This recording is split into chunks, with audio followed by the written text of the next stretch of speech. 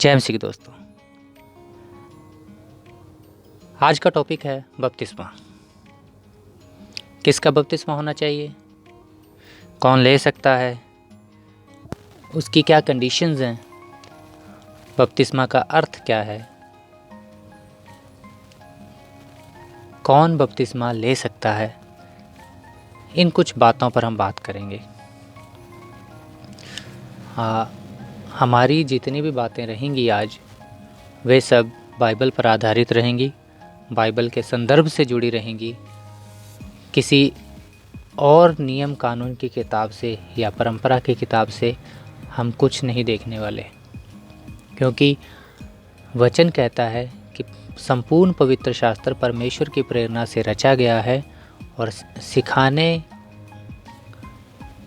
और आज्ञा मानने में और मनुष्य को सक्षम बनाने में संपूर्ण पवित्र शास्त्र ही सामर्थी है।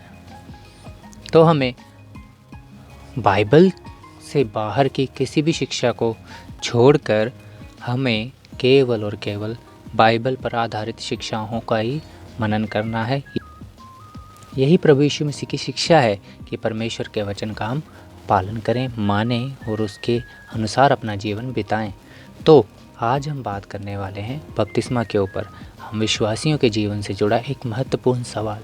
अगर आप नए विश्वासी आप बपतिस्मा लेना चाहते हैं तो आप इन बातों की ओर ज़रूर ध्यान करें, इन बातों को मनन करें और अपने आने वाले विश्वासी मसीही जीवन में अपने विश्वास का जो कदम है, नींव है, उस पर अच्छा रद्दा रखें, ताकि परमेश्वर के समय में वह आपके लिए एक प्रभु को भावता हुआ आपका जीवन हो। रोमियो 12 अध्याय 1 आयत के अनुसार। तो क्या आप जानते हैं कि यूहन्ना ने बपतिस्मा किसको दिया? क्योंकि बपतिस्मा की शुरुआत यूहन्ना से हुई है और यूहन्ना में हम देखते हैं जब यूहन्ना बपतिस्मा देने वाले ने बपतिस्मा दिया तो उसने प्रचार किया कि मन फिराओ क्योंकि स्वर्ग का राज्य निकट है। मन फिराओ क्योंकि स्वर्ग का राज्य निकट है। मन कौन फिरा सकता है? जो इस योग्य हो अपने मन को बदलने के, जो इस योग्य हो सही और गलत का फ़र्क करने के, जिसकी बुद्धि उसको बताती हो ये गलत है ये सही है, उनको यूहन्ना ने बपतिस्मा दिया कि वे परमेश्वर के मार्ग से, परमेश्वर के कोप से डरें और परमेश्वर के मार्ग पर चलें। इसी बात का बपतिस्मा देने, इसी बात का प्रचार करने यूहन्ना आया कि प्रभु यीशु मसीह के मार्ग को तैयार करे कि वह लोगों तक परमेश्वर के वचन को पहुंचा सके। उसके बाद हम प्रभु यीशु मसीह के द्वारा प्रचार किए गए उस समय को देखते हैं, जिसमें प्रभु यीशु मसीह ने जितनों को भी परमेश्वर का वचन सुनाया वे सब इस योग्य थे। ये नहीं कि वो उसमें बालक इंक्लूड नहीं थे, लेकिन प्रभु यीशु मसीह ने कहा कि बालकों को मेरे पास आने दो, क्योंकि स्वर्ग का राज्य ऐसों ही का है। जो ये दर्शाता है कि जो अपने आप को बालक के स्तर तक ले जाए, बच्चों के स्तर तक, लेवल तक ले जाकर अपने आप को परमेश्वर के आगे समर्पित करे। जैसे एक नवजात शिशु अपने माँ बाप के हाथों में रहता है, अपने माँ बाप के आज्ञाओं के अनुसार सिखाए चलता है, वैसे ही हमें भी जो स्वर्ग के राज्य में जाना चाहते हैं ऐसे ही बने कि प्रभु परमेश्वर के आज्ञाओं का पालन संपूर्ण मन, संपूर्ण आत्मा, संपूर्ण बुद्धि और संपूर्ण प्राण से प्रेम के साथ करें। जैसे बच्चे, जैसे उनको सिखाया जाता है वैसे ही वे चलते हैं अपने घर परिवार और अपने माता पिता के आज्ञाओं के अनुसार, और उसी से हम उनका आचरण देखते हैं। जब वे बड़े होते हैं हम यही कहते हैं उनके माँ बाप ने अच्छी शिक्षा दी और अच्छा पालन पोषण किया। ये चीज़ें हैं जो हमें देखनी है। तो परमेश्वर का वचन हमारे लिए क्या महत्व रखता है? हम अगर बपतिस्मा लेना चाहते हैं तो हमें परमेश्वर क्या सिखाता है? ठीक है, तो चलो हम अब देखने वाले हैं कि प्रभु यीशु मसीह के वचन में और प्रेरितों के काम में और पतरस की शिक्षाओं में, पौलुस की शिक्षाओं में कहीं हमें ऐसा कुछ दिखाई देता है। क्योंकि आज हमारा मेन टॉपिक नवजात शिशुओं के ऊपर ही है, लेकिन इसमें हर एक विश्वासी के लिए बपतिस्मा कब और कैसे और क्यों लेना चाहिए, इन बातों में भी हमने इन बातों को भी इस वचन में आपके लिए लाए हैं। तो आज जिसकी बात करने वाले हैं, पहली बात, बपतिस्मा किसका हुआ, किन परिस्थितियों में हुआ, नए नियम में बपतिस्मा किसके लिए दिया गया है। तो सबसे पहले मैं अपना पक्ष रख देता हूँ। मैं इस बात के बिल्कुल भी समर्थन में नहीं हूँ कि नवजात शिशुओं का बपतिस्मा होना चाहिए, क्योंकि मुझे ऐसा लगता है वचन के आधार पर जो इतना मैंने सीखा है मेरे अब तक के विश्वासी जीवन में, कि परमेश्वर का वचन यही दर्शाता है, जो अपने मार्गों से फिरेगा वह परमेश्वर के राज्य में प्रवेश करेगा। जो अपने आप को जांचेगा परखेगा वह परमेश्वर का पुत्र कहलाएगा, क्योंकि वह उसने सही गलत को परख कर सच्चा मार्ग चुना है, और वह प्रभु यीशु मसीह है। मार्ग, सत्य और जीवन यीशु मसीह है। उसने इस मार्ग को चुना है। सत्य के साथ विश्वास के द्वारा वही परमेश्वर के राज्य में प्रवेश कर सकता है। तो मेरा यह मानना है कि जो नवजात शिशु है वह इस योग्य नहीं कि वह कुछ जांचे परखे। वह अभी तक अपने माता पिता के अधीन है, लेकिन जब तक वह इस योग्य ना हो जाए, सही गलत का फ़र्क करने के योग्य ना हो जाए, वह इस क्षमता तक ना पहुंच जाए कि अपना फैसला कर सके, अपने आत्मिक जीवन का फैसला कर सके, उसको बपतिस्मा नहीं देना चाहिए। क्योंकि वह परमेश्वर की आज्ञा को अपने कामों के द्वारा तुच्छ जानने लगेगा। वह यह समझने लगेगा मेरा तो बपतिस्मा बचपन से ही हो गया है, मैं तो बचपन से ही, पैदाइश से ही मसीही बन गया हूँ। लेकिन वचन कहता है कि जिसने पाप किया उसी को दोषी ठहराया जाएगा। पुराने नियम में एक जगह ऐसा लिखा है कि मैं नहीं चाहता कि तुम अपने पापों में मरो, इसलिए पापों से फिरो ताकि मैं तुम्हें जीवन दूँ। जो ये दर्शाता है कि जो पापों से फिरेगा वह जीवन में आएगा। लेकिन जब हम कैथोलिक चर्च में और कुछ ऐसे चर्चों में देखते हैं जहाँ लिखा नहीं है, जहाँ वे ऐसी शिक्षाओं का बताते हैं कि यह जो बपतिस्मा हम देते हैं यह पैदा होते ही उस ओरिजिनल पाप को जो आदम से चलता आ रहा है उससे हम बच्चों को छुटकारा देते हैं। उसके बाद में जो बच्चा चलता है, ताकि उसका प्रभाव बच्चे पर ना रहे, उस पाप का बच्चे पर आने वाले जीवन पर प्रभाव ना रहे, इसलिए हम नवजात शिशु को बपतिस्मा देते हैं और उसे परमेश्वर के लिए अलग कर देते हैं। लेकिन जब हम देखेंगे प्रभु यीशु मसीह ने या चेलों ने ऐसा कुछ नहीं बताया। तो चलिए शुरू करते हैं पहली बात से, नए नियम में किसका बपतिस्मा हुआ। जब हमारे सामने ऐसा प्रश्न आता है कि शिशु बपतिस्मा होना चाहिए या नहीं, अगर होना चाहिए तो कैसे और कहाँ से उसकी पुष्टि की जाए, है ना। जब हम इन चीज़ों को देखते हैं, वचन हमें क्या बता रहा है, वचन हमें क्या सिखा रहा है, नए नियम में किसका बपतिस्मा हुआ। और जब हमारे सामने प्रश्न आता है, क्योंकि हम बपतिस्मा लेने जा रहे हैं, आप बपतिस्मा लेने जा रहे हैं, अपने विश्वास को आगे बढ़ाना चाह रहे हैं, उसकी गवाही देना चाह रहे हैं, तो आपको ये जानना ज़रूरी है कि नए नियम में किस किस का बपतिस्मा हुआ, है ना। इन बातों का जवाब हमें बाइबल के गहन अध्ययन और आत्मिक प्रकाशन के द्वारा जानने की इच्छा के करनी चाहिए, ठीक है। तो जब हम पवित्र शास्त्र के वचनों में बपतिस्मा के अर्थ को खोजने जाएंगे तो रोमियो की पत्री 6 अध्याय 3 और 4 आयत हमें कुछ इस प्रकार बताती है। रोमियो की पत्री 6 अध्याय 3 और 4 आयत हमें कुछ इस प्रकार बताती है, क्या तुम नहीं जानते कि हम जितनों ने मसीह यीशु का बपतिस्मा लिया तो उसकी मृत्यु का बपतिस्मा लिया, इसलिए उस मृत्यु का बपतिस्मा पाने से हम उसके साथ गाड़े गए, जिससे कि जैसे मसीह पिता की महिमा के द्वारा मरे हुओं में से जिलाया गया, वैसे ही हम भी नए जीवन के समान चाल चलें। बपतिस्मा लेने के लिए हमें इस बात को जानना ज़रूरी है कि हम जो आज बपतिस्मा ले रहे हैं, पानी की डुबकी ले रहे हैं, हम प्रभु यीशु मसीह के उस मृत्यु की दशा में, प्रभु यीशु मसीह की उस मृत्यु की दशा में गाड़े जा रहे हैं। और प्रभु यीशु मसीह के पुनरुत्थानित की दशा में, फिर से जी उठने की दशा में, नए जीवन की दशा में हम उस पानी से बाहर आ रहे हैं। और हमारा नया चाल चलन कैसा होना चाहिए? नए के समान। पुराना चाल चलन हमारा नहीं होना चाहिए, जो इस बात को दर्शा रहा है कि जो बपतिस्मा ले रहा है वह इस बात को जानता है कि मैं अब अपने पुराने पापों के स्वभाव से मर रहा हूँ। अब मैं ऐसा जीवन नहीं जीऊँगा।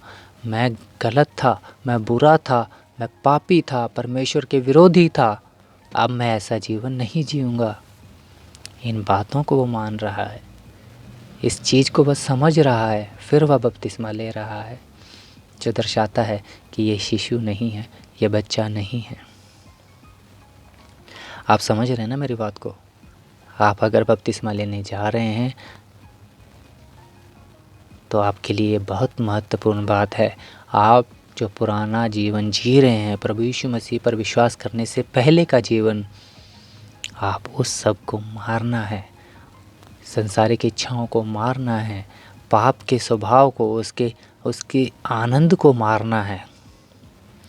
पाप के स्वभाव का आनंद से मेरा मतलब है भजन संहिता 1 अध्याय। आप पढ़िए उसको और जानिए कि परमेश्वर आपका कैसा जीवन चाहता है। बहती नालियों के किनारे लगे हुए पेड़ के समान आपका जीवन होना चाहिए, जो कभी ना रुके, कभी ना सूखे, कभी उसके पत्ते ना मुरझाएं, और अपनी ऋतु में आप फलदायक, परमेश्वर के योग्य फलदायक वृक्ष बने। ये बातें हैं जो हमें जाननी बहुत ज़रूरी है। उसके बाद रोमन 6 अध्याय में संदर्भ में पढ़ते हैं तो हमें बपतिस्मा के अर्थ को समझते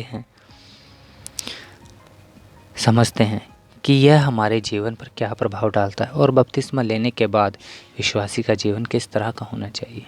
क्योंकि 3 से लेकर यह हमें पाप की शक्ति से स्वतंत्रता का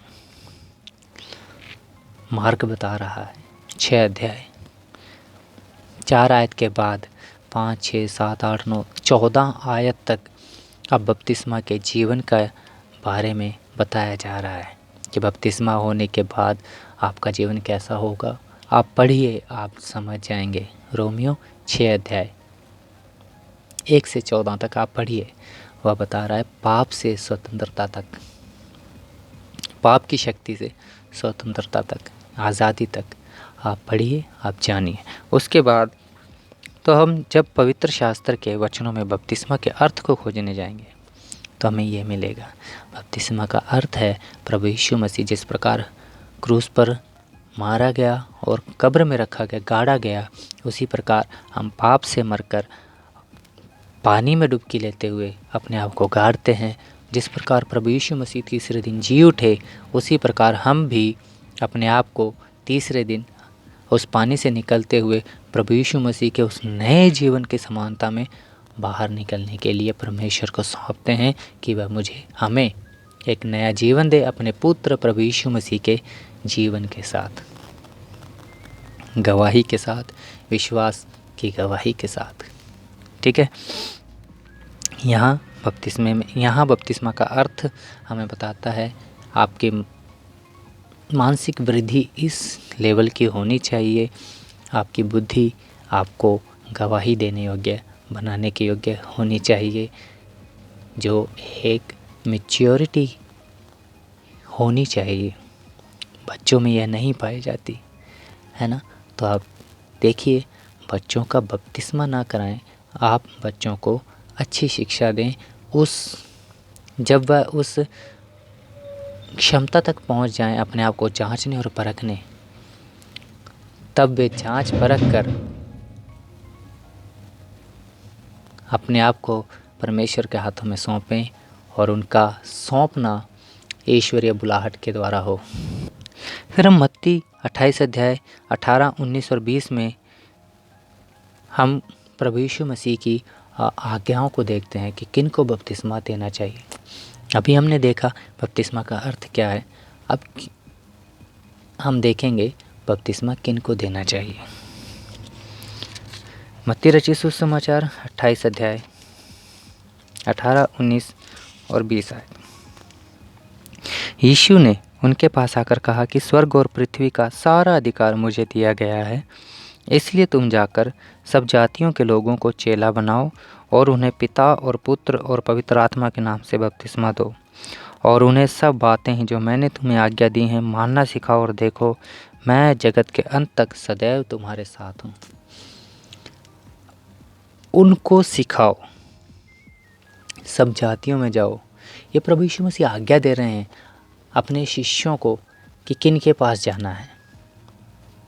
इसमें यह नहीं लिखा कि बच्चों के पास नहीं जाना है, बच्चे सीखेंगे, लेकिन नवजात शिशु और सीखने योग्य बच्चों में फ़र्क होता है ना। उस समय में जिनके पास परमेश्वर का वचन पहुंचा, जिन्होंने ग्रहण किया, जो चेलों में मिल गए, वे बच्चे तो नहीं थे। अब 10 दिन का बच्चा चलकर गवाही दे सकता है कि हाँ, मैं विश्वास करता हूँ प्रभु यीशु मसीह के जीने, आने और उसके मरने और पुनरुत्थानित होने के ऊपर मैं विश्वास करता हूँ कि मैं पापी था, मेरे पापों के लिए वह मरा। नहीं कर सकता बच्चे को बोलने के योग्य होने में भी 1 साल लगता है, और आप 8 दिन के बच्चों को बपतिस्मा दे रहे हैं। 1 साल में बच्चा चलना और बोलना, तुतलाते हुए बोलना सीखता है, उसको कुछ ज्ञान नहीं है, अभी उसकी बुद्धि की वृद्धि हो रही है। ठीक है, यहाँ प्रभु यीशु मसीह बता रहे हैं अपने चेलों को कि जाओ तुम सुसमाचार प्रचार करो, जो विश्वास करे उसको पिता, पुत्र और पवित्र आत्मा के नाम में बपतिस्मा दो और चेला बनाओ, और उनको आज्ञाएं मानना सिखाओ, और देखो मैं जगत के अंत तक मैं तुम्हारे साथ हूँ। जो सीखने के योग्य उनको सिखाओ, जो विश्वास करने के योग्य उनको बपतिस्मा दो। और एक जगह और लिखा है ना, जिन्होंने विश्वास नहीं किया, जिस नगर ने तुम्हारा सत्कार नहीं किया, उस नगर से निकलते हुए तुम अपने पैरों की जूती झाड़ दो। ये बातें हैं जो हमें स्पष्ट कर, जिन्होंने विश्वास किया वे इस योग्य थे। इनमें बालक उन अपने परिवारों परिजनों के साथ हमेशा रहते हैं, वे भी उनके साथ हो लिए, क्योंकि वे गोद में हैं, उनके साथ हैं, अपने माता पिता के साथ।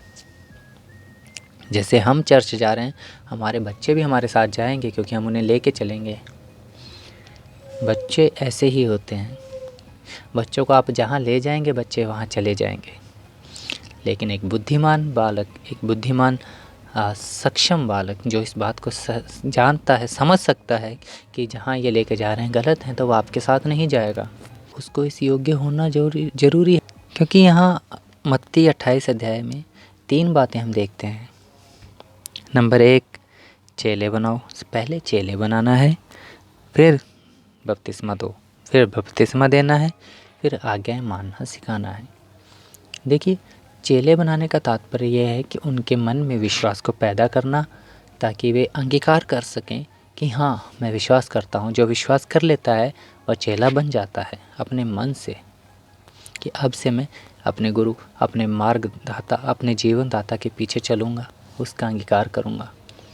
और उसके बाद वह बपतिस्मा लेता है। जब वह बपतिस्मा लेता है तो अपने आप को बढ़ाना चाहता है, तो वह शिक्षाओं को खोजता है, जानता है, और चेलों का काम था उनको सिखाना। जो एक एज लिमिट है उसके अंतर्गत ये सब कुछ हुआ है। ठीक है,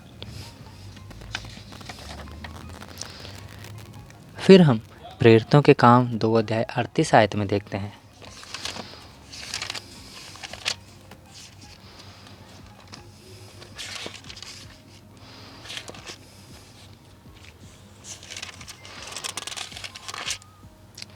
जब पतरस ने उनसे कहा, मन फिराओ और तुम में से हर एक अपने अपने पापों की क्षमा के लिए यीशु मसीह के नाम से बपतिस्मा ले, तो तुम पवित्र आत्मा का दान पाओगे।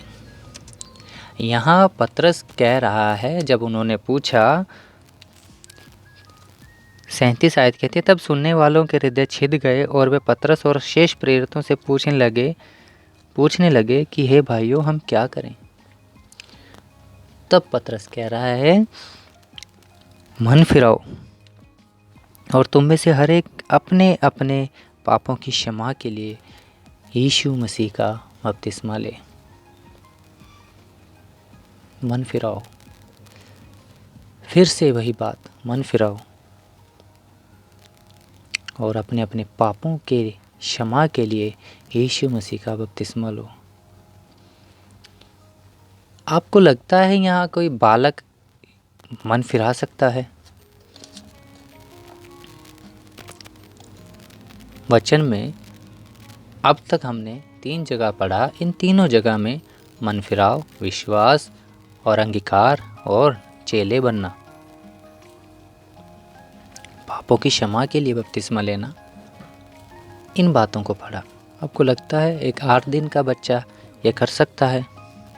नहीं कर सकता। इसके बाद उन चर्चों का आर्ग्यूमेंट होता है, हम बच्चों को जिस प्रकार मूसा के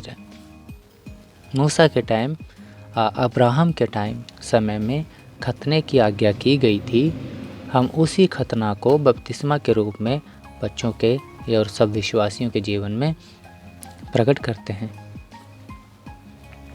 खतना शारीरिक था, बपतिस्मा आत्मिक है, लेकिन उन चर्चों ने खतना और बपतिस्मा को एक करके ये दिखा दिया कि हम अभी तक सब शारीरिक जीवन जी रहे हैं और हमारा आत्मिक कोई भी लिंक परमेश्वर के साथ नहीं है। क्योंकि अगर खतना आज भी हम बपतिस्मा के रूप में अपना खतना करा रहे हैं तो हम इस बात को देख रहे हैं कि हम अभी भी शारीरिक हैं। खतना के विषय में जो उनका आर्ग्यूमेंट है, अगली वीडियो में आपसे बात करेंगे। अभी तक के लिए हम इस बात पर मनन करेंगे कि जो आज 3 जगह हमने पढ़ा, रोमियो की पत्री, यीशु मसीह की आज्ञा और पतरस के द्वारा शिष्य और प्रभु यीशु मसीह के मार्ग पर पहुंचने के लिए बपतिस्मा की जो आज्ञा, जो कंडीशन रखी, वह क्या थी। सबको जय मसीह की।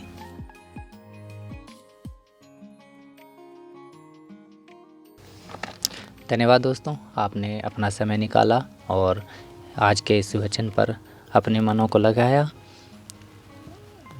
स्पष्ट है कि बच्चों का बपतिस्मा नहीं होना चाहिए तब तक जब तक वे इस योग्य ना हो जाएं, अपने पापों का अंगीकार न कर लें, यीशु मसीह के मृत्युंजय होने पर विश्वास न कर लें, अपने मन को दृढ़ न कर लें, वचन की गंभीरता, प्रभु यीशु मसीह की उस अनुग्रह, परमेश्वर के प्रेम से भरे हुए उस कार्य को पहचान न लें, अपने आप को, अपने मन को जांच न लें, तब तक आप बच्चों का बपतिस्मा ना कराएं, क्योंकि इससे वे बच्चे बढ़ने की बजाय इस चीज़ को हल्का लेने लगेंगे और बच्चों को लगेगा मैं तो मसीही जीवन जी रहा हूँ, जबकि ऐसा नहीं है। जो विश्वास करता है, जो अंगीकार करता है, जो समझ लेता है, जो गंभीरता से लेता है, वह परमेश्वर के मार्ग को तुच्छ नहीं जानता, बल्कि परमेश्वर से प्रेम करता है और उसकी आज्ञाओं को मानता है, प्रेम से भय मानता है, क्योंकि वह जानता है परमेश्वर ने उससे प्रेम किया, उसने अपना पुत्र दिया। अब मैं इस योग्य काम ना करूं कि उस प्रेम से अलग हो जाऊं, अब मैं ऐसे काम ना करूं कि प्रभु यीशु मसीह की सहभागिता से अलग हो जाऊं, परमेश्वर से मेल मिलाप से अलग हो जाऊं। और हम जो विश्वासी हैं, जो इस योग्य हैं, हमने जो फैसला किया है, आप जो बपतिस्मा लेने जा रहे हैं, आपसे मेरा आग्रह है, आपसे मेरी विनती है कि इस वीडियो में जो भी वचन के द्वारा हमने देखा उस पर आप ध्यान करें, मनन करें, परमेश्वर से आप सहायता मांगें, ताकि हम सच्चाई के साथ, विश्वास के साथ और अपने मन की दृढ़ता के साथ इस कार्य को करें कि हमसे गलती या भूल ना हो और हम सही तरीके से परमेश्वर पिता की उस मंडली में शामिल हो सकें। अगली वीडियो में मिलेंगे आपसे। अगली वीडियो में हम जो बच्चों का बपतिस्मा करा रहे हैं चर्च, उनके जो दावे हैं बाइबल से जो उन्होंने आधारित बातें की हैं कि यहाँ हमें देखने को मिलता है, यहाँ हमें देखने को मिलता है, हम उनकी क्लिप्स लेकर आपके सामने आएंगे। उसके लिए आप पहले चैनल को सब्सक्राइब कर लें कि आने वाली वीडियोस आप तक सबसे पहले पहुँचें और आप किसी भी बात से, वचन की गंभीरता से दूर न रहें। किसी भी चर्च का मैं ये नहीं चाहता कि कोई भी चर्च छोड़कर आप हमारे पीछे हैं, लेकिन अपनी कलीसिया में आप देखें और अगर गलत है तो आप उसके लिए प्रश्न करें और उन्हें बताएं, वचन से सीखें और समझाएं। परमेश्वर से पवित्र आत्मा की भरपूरी मांगें और परमेश्वर से मांगें कि वह प्रकाशन दे वचन का। सबको जय मसीह की। बच्चों के लिए परमेश्वर क्या चाहते हैं, तो ऐसा आपका प्रश्न होगा, तो फिर शिशुओं को परमेश्वर की दया और अनुग्रह और प्रेम कैसे प्राप्त होगा? अगर आपका ये प्रश्न है तो परमेश्वर बालकों के मनों को जानता है, वह जानता है, इसीलिए उनके उदाहरण से हमें अपने राज्य में प्रवेश करने की योग्यता को रखता है। परमेश्वर मनों, बच्चों के, बालकों के मनों को जानता है, वह जानता है, इसीलिए उनके द्वारा एक योग्यता हमें दी कि आप इनके समान बनेंगे तो आप मेरे मार्ग में, मेरे राज्य में प्रवेश कर सकेंगे, जो दर्शाता है कि बच्चों के लिए पहले से ही द्वार खुले हैं।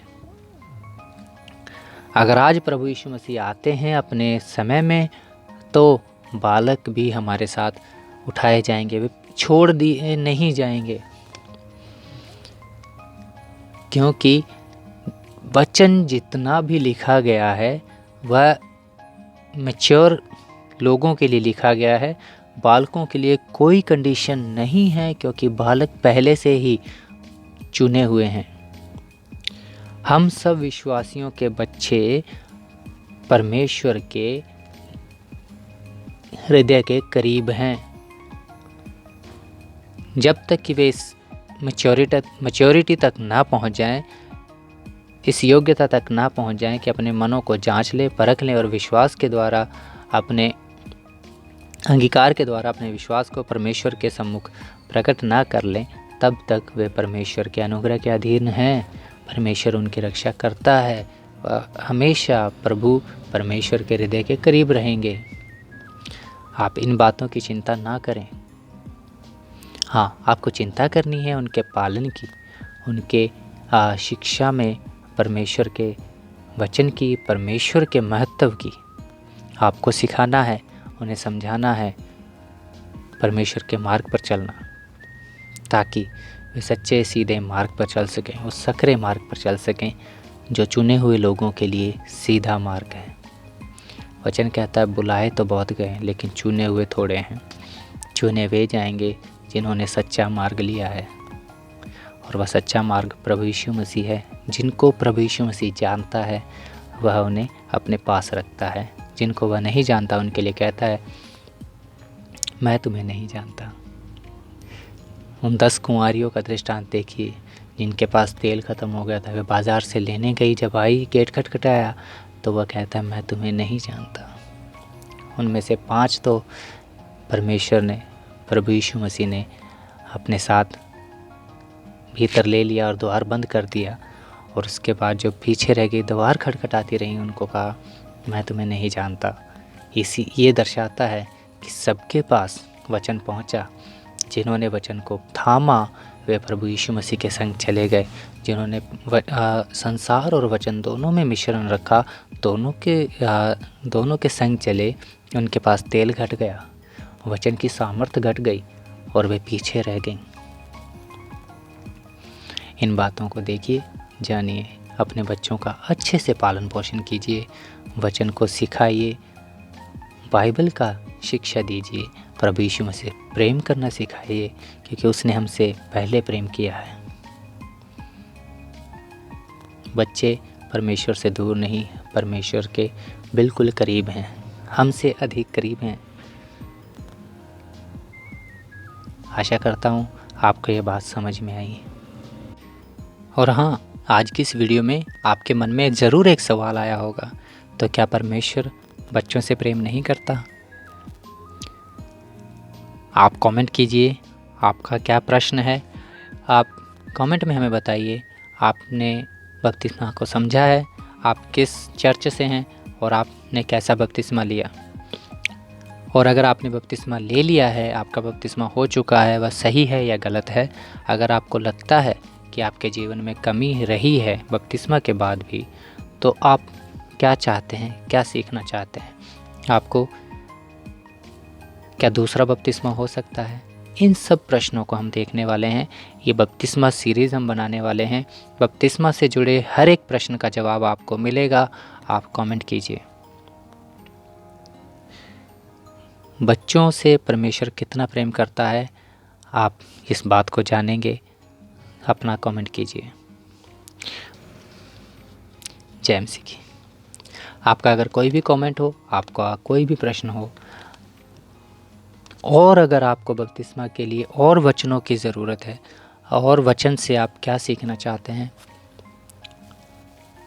आप कमेंट कीजिए ताकि यह वीडियो उन सब प्रियों तक पहुंच सके, क्योंकि यही इसका एल्गोरिदम है। लाइक, कमेंट और शेयर से ही वीडियो पॉपुलर होकर उन लोगों तक पहुंचती है जो इन प्रश्नों से जूझ रहे हैं। और यूट्यूब भी अपने एल्गोरिदम से ऐसे लोगों तक ये वीडियो पहुंचाता है और सब तक जो इच्छुक है, जो इन चीज़ों को सर्च कर रहे हैं, वो सबसे पॉपुलर या अधिक देखे जाने वाली वीडियो, लाइक की जाने वाली वीडियो उनके सम्मुख रखता है, जो उनके लिए फलदायक हो सकता है। सबको जय मसीह की।